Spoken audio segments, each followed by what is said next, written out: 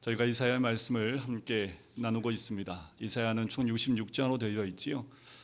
이사야를 나눈다면 앞부분 39장까지 그리고 뒷부분 40장부터 66장까지 나눠집니다. 공교롭게도 성경의 권수와 같고 또 구약의 권수와 신약의 권수와 맞게끔 딱 떨어지게 이 말씀이 진행이 됩니다. 구약 말씀도 마찬가지지만 이사야도 39장까지의 내용은 죄에 대한 하나님의 심판의 메시지와 회개하고 돌아오라는 메시지가 거의 주를 이루고 있습니다. 그리고 40장부터는 이제 심판받은 주의 백성이 주께로 돌아오고 위로를 받는 위로의 메시지와 메시아에 대한 메시지가 그 이후에 40장 이후에 등장하는 모습을 보게 됩니다. 우리가 함께 나눴던 저번 주에 40장의 1절부터 5절까지의 내용은 40장에 나오는 하나님의 4가지 메시지 중에 2가지를 나눴습니다. 내 백성을 위로하라와 여호와의 길을 예비하라는 말씀을 살펴보았지요. 하나님께서 포로 생활 가운데 지친 이스라엘 백성을 이제 고난이 끝날지 기약이 없는 백성들을 위로하라고 하셨습니다. 그리고 희망을 잃어버린 내 백성을 위로하고 하시고 난 다음에 또한 먹을 것도 없고 길도 없는 광야에서 하나님이 오실 수 있는 길을 만들라고 하시지요. 낮은 골짜기가 높이고 그리고 높은 산은 낮아지고 굽은 길은 바르게 하고 울퉁불퉁한 길은 평탄하게 하여 하나님의 길을 예비하라 라고 말씀을 했습니다. 여러분, 한 주간 동안 주의 길을 잘 예비하셨습니까? 혹시 낮은 마음에 계신 분들은 그 마음을 좀 높이셨습니까? 혹여나 내 마음이 높으신 분들은 그 마음을 깎아서 평탄한 길로 만드셨습니까? 아니면 구부러져 있는 울퉁불퉁한 또는 굴어져 있는 길들을 잘 기경해서 그리고 평탄한 길로 만드셨습니까? 그러셨다면 이번 한 주간 동안 주님이 오실 길을 잘 준비하신 겁니다. 근데 그렇게 준비된 사람들이 이곳에 올 때, 또 준비된 성도님들이 이곳에 올 때에 주의 말씀의 길이 열렸기에 예수 그리스도 주 하나님을 만날 수 있는 그 귀한 은혜가 임하는 줄 믿습니다. 이제 세 번째와 네 번째 말씀을 차례로 살펴볼 예정입니다. 세 번째 메시지는 인간의 한계성을 외치라고 합니다. 제한된 인간의 한계성을 외치라. 더불어서 하나님의 영원함을 외치라. 하나님 말씀의 영원성을 외치라 라고 메시지를 전하고, 네 번째 메시지는 아름다운 소식을 시온에 전하라 라고 이야기합니다. 자, 하나님께서는 인간이 영원한 존재가 아니라고 말씀하세요. 제한이 있는 존재다. 그것을 무한한 존재가 아니고 유한한 존재임을 알라고 하시는 거지요. 그리고 이 사실을 외치라 라고 말씀을 합니다. 6절부터 8절까지 내용이 그겁니다. 외치라. 무엇을 외치라고요? 모든 육체는 풀이요 그의 모든 아름다움은 들의 꽃과 같다.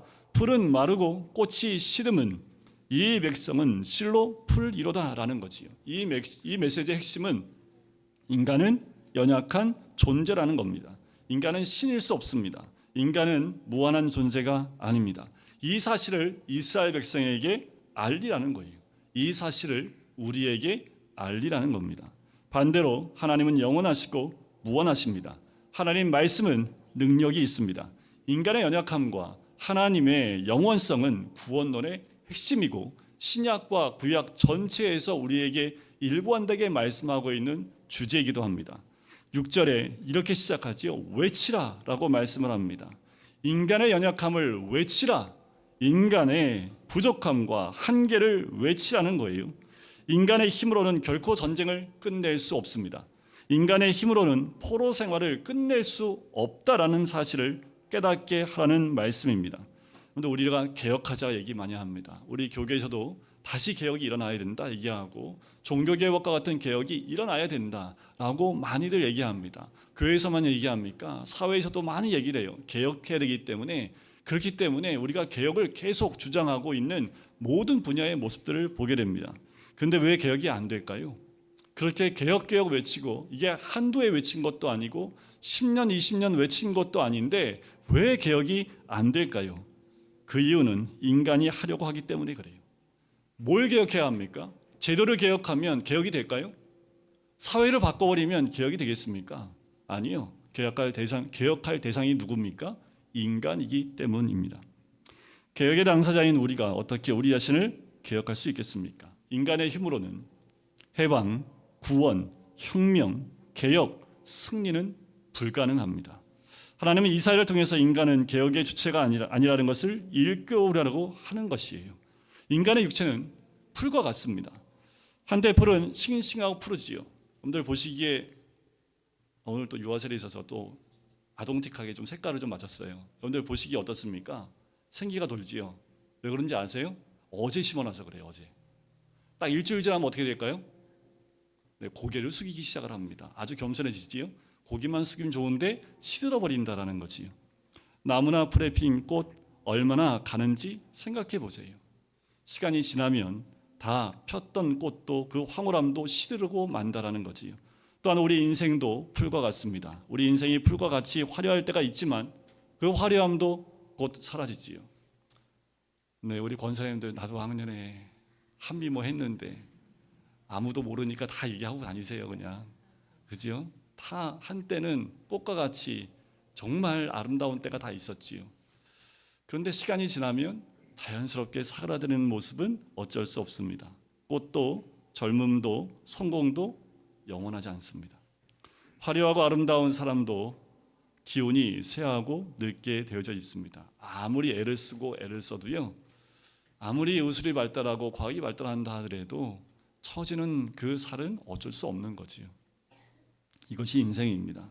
인간은 어떤 존재입니까? 첫 번째는 죽을 수밖에 없는 존재입니다. 어느 날 불현듯 찾아와요. 때가 되면 나무처럼 쓰러집니다. 화려했던 꽃이 사그라드는 것처럼, 무성했던 나뭇잎이 시드는 것처럼 이것이 우리 인생입니다. 두 번째는 인간은 제한적 존재입니다. 지식의 제한이 있지요. 아무리 많이 알고 있다 하더라도 그 지식에는 한계가 있습니다. 요새 AI가 있잖아요. 바둑을 세계에서 제일 잘 두는 세돌이하고 뒀는데 한 번밖에 못 이겼지요. 그만큼 AI가 발달되면서 통해서 그 지식의 무한성을 그 기계가 갖고 있지만 인간은 한계성과 제한성을 갖고 있습니다. 유체의 능력은 어떻습니까? 당연히 한계가 있지요.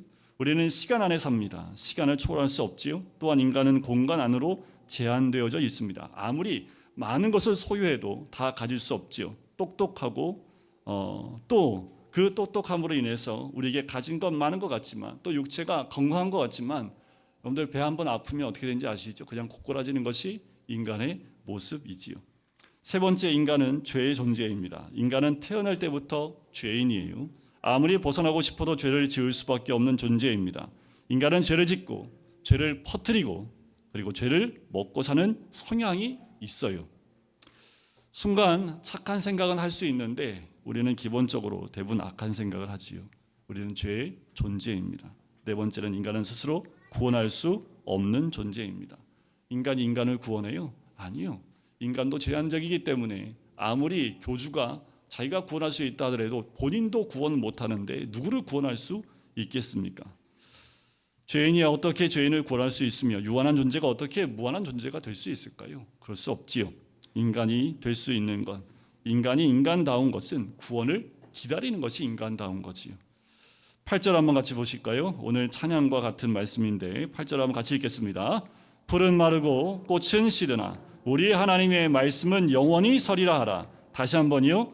풀은 마르고 꽃은 시드나 우리 하나님의 말씀은 영원히 서리라 하라. 우리 입술의 고백이 되기를 간절히 소원합니다. 이것이 인간론의 클라이맥스입니다. 인간은 연약한 존재이고 하나님 말씀은 영원하다. 그렇다면 하나님 말씀은 무엇입니까? 하나님 말씀은 곧 하나님 자신입니다. 태초에 하나님이 천지를 창조하시라는 말씀처럼 하나님은 천지를 말씀으로 창조했습니다. 따라서 하나님의 말씀은 곧 하나님 자신을 의미합니다. 여기서 하나님의 말씀이 영원하다는 것은 하나님의 능력이 영원하고 하나님의 존재가 영원하다라는 그 말씀이에요.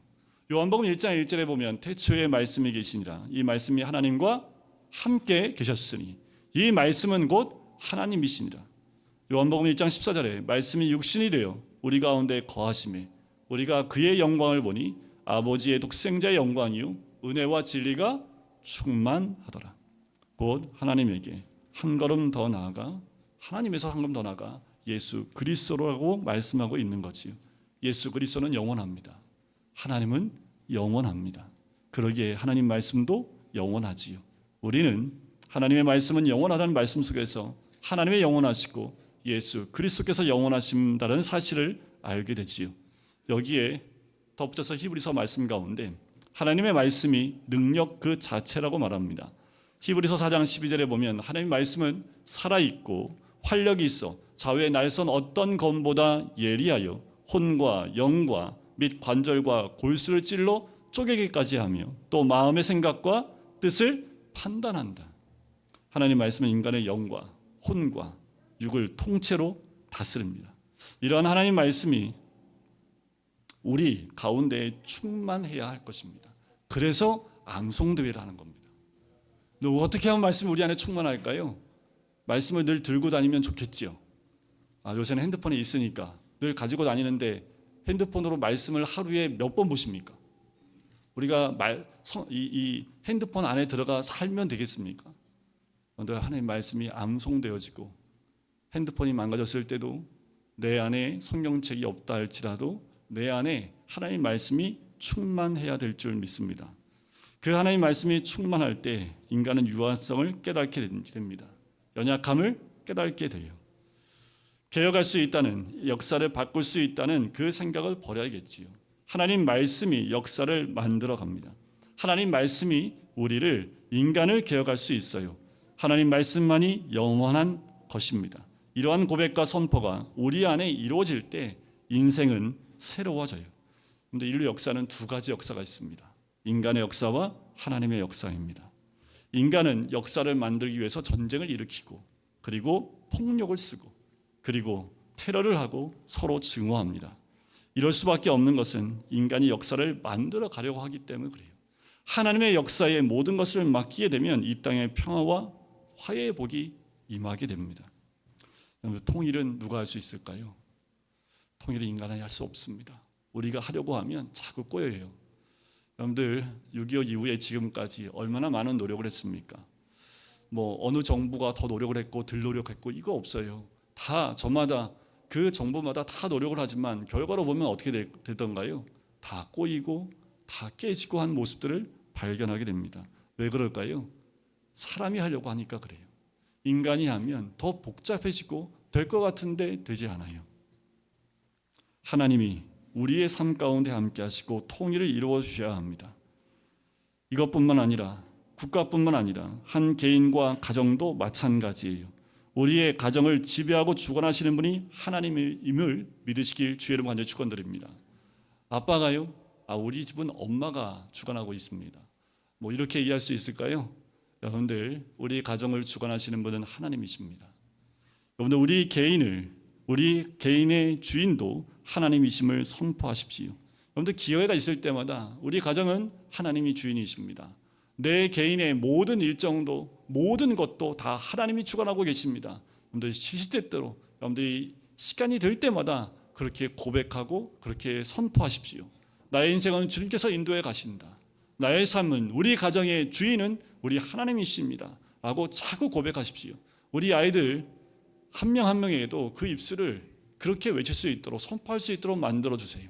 하나님이 그 인생의 주인이 되실 때 우리 아이들을 주께로 온전히 인도하실 줄 믿습니다.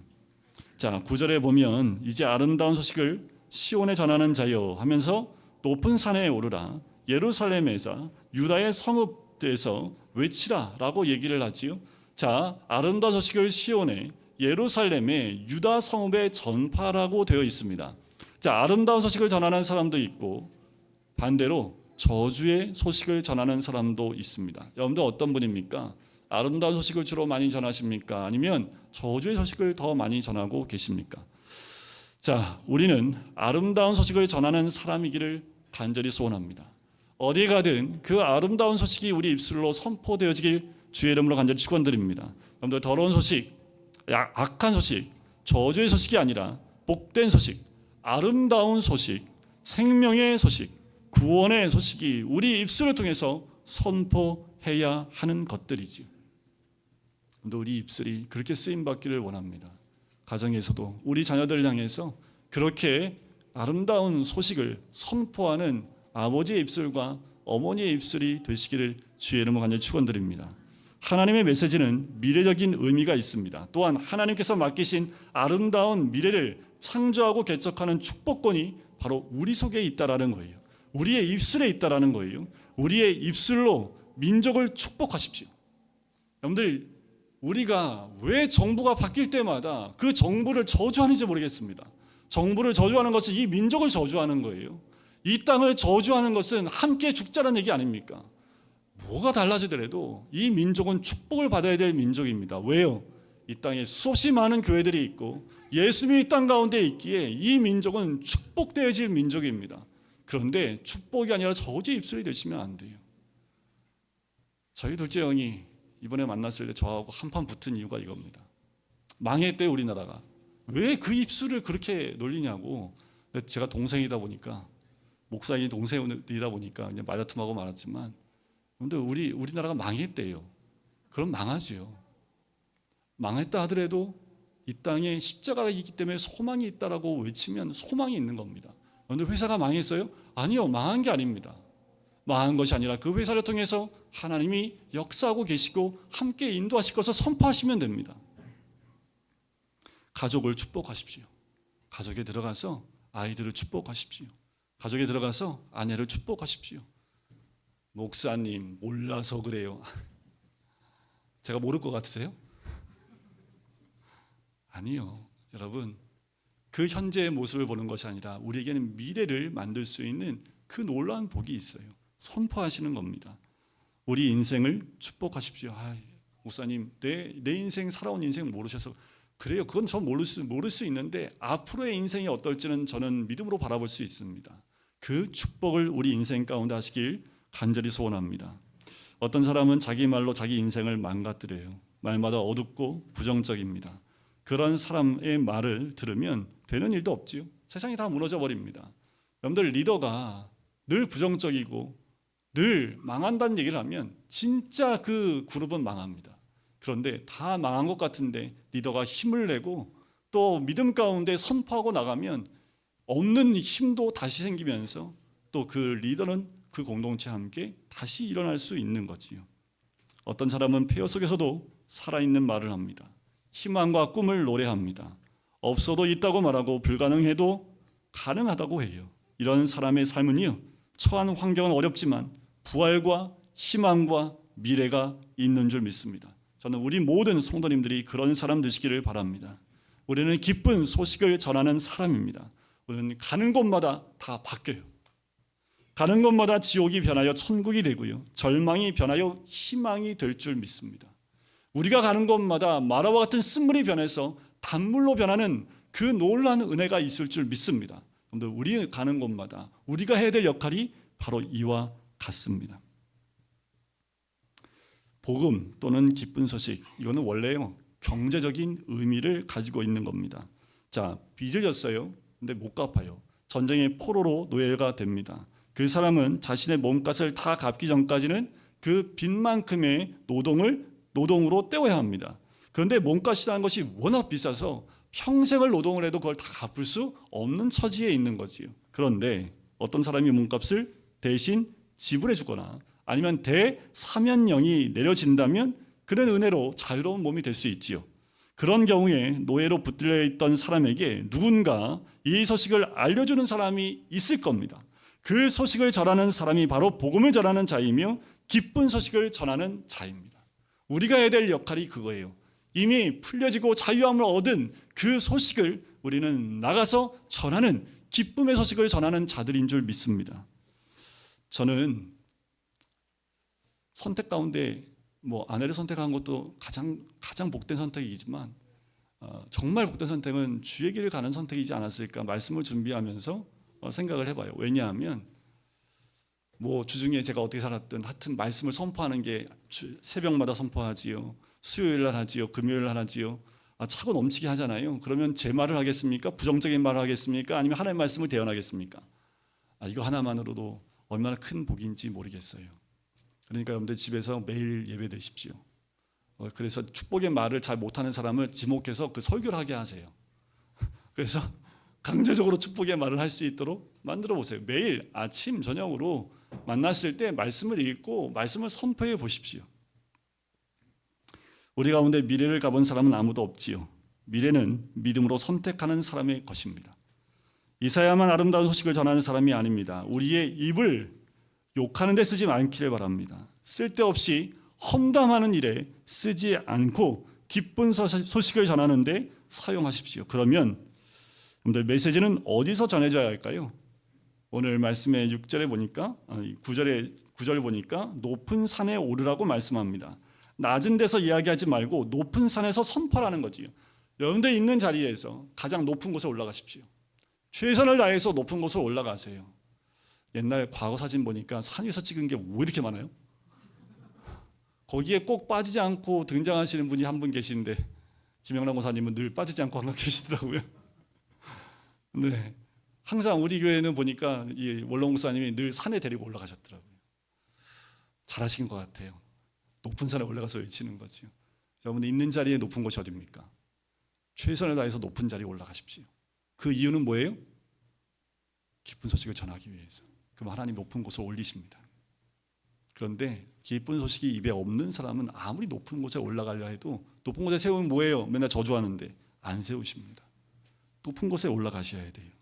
메시지는 누가 누구에게 전해야 합니까? 말씀을 외치는 자가 시온, 예루살렘에 전하고 하시지요. 시온과 예루살렘은 어떤 곳입니까? 이미 망했습니다. 영광이 바닥에 떨어졌습니다. 포로 생활로 인해서 붕괴되고 처참하게 된 곳이 이 시온과 예루살렘이에요. 그곳의 소식을 전하라는 거예요. 풍족한 곳이 아닙니다. 이미 망한 곳에 가서 기쁜 소식을 전하래요. 여러분들 주변에 있는 어려움 가운데 있는 분들에게 가서 기쁜 소식을 전하는 겁니다. 구원의 소식을 전하는 거예요. 그렇다면 어떤 메시지를 전해야 합니까? 너희 하나님을 보라 라는 말씀이에요. 이것이 핵심입니다. 인간 자신을 보지 말고 하나님을 보라는 거예요. 하나님을 보면 새 힘을 얻게 됩니다. 유한한 인간을 보지 말고 무한한 하나님을 보십시오. 우리의 시선, 관심, 생각을 돌려서 하나님을 보십시오. 우리 안에 하나님의 생각이 가득하길 간절히 소원합니다. 하나님의 생각으로 충만하시길 주의 이름으로 간절히 축원드립니다. 그것이 이 세상에서 가장 위대한 생각이에요. 걱정과 근심 다 내려놓으십시오. 고통 다 내려놓으세요. 안 될 것 같아요? 다 내려놓으시고 하나님 생각으로 바꿔버리십시오. 그러면 삶이 바뀌고 생각이 바뀌고 우리의 모든 것이 바뀌어 나갈 줄 믿습니다. 10절 한번 같이 읽어볼까요? 10절입니다. 보라, 주 여호와께서 장차 강한 자로 임하실 것이요 친히 그의 발로 다스리실 것이라. 보라, 상급이 그에게 있고 보응이 그의 앞에 있으며. 자, 보라고 말씀을 합니다. 우리 하나님을 보는데 어떤 하나님을 봐요? 첫 번째, 하나님은 강한 자로 임하시는 분이라는 거지요. 원수 앞에 강한 용사로 나타나십니다. 강한 용사로 나타나셔서 마귀를 단칼에 물리치시는 용사로 나타나세요. 두 번째는 하나님은 친히 그 팔로 다스리시는 분입니다. 강한 팔로 원수를 치시고 백성들을 보호하신다라는 거지요. 세 번째, 하나님은 상급을 주시는 분입니다. 하나님은 의로운 자에게, 충성한 자에게 반드시 상급을 주시는 분입니다. 최선을 다하는 자, 이 세상에서 하나님을 위해 손해를 보고 모함 보고 또 억울함을 받는 사람에게 상급을 주십니다. 네 번째, 하나님은 보응하시는 분이에요. 하나님은 악한 자에게, 게으른 자에게, 그리고 변절자에게 보응하십니다. 이런 하나님을 보라는 거예요. 이 하나님을 늘 보십시오. 이런 기쁜 소식을 시온과 예루살렘과 온 유다 성읍에 전하라고 하는 거예요. 마지막 11절입니다. 우리 11절도 같이 읽어볼까요? 그는 목자같이 양떼를 먹이시며.